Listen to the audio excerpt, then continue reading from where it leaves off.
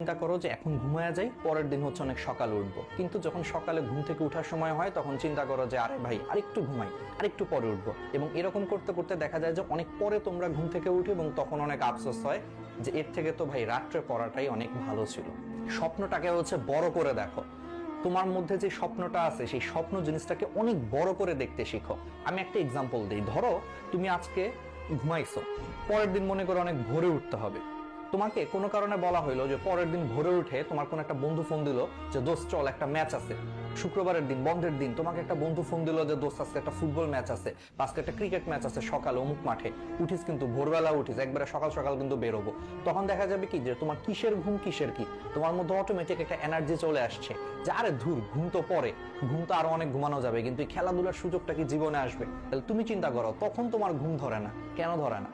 এটাকেই তোমার বলা হয় ম্যাটার অফ ইন্টারেস্ট। তোমার খেলাধুলাতে তোমার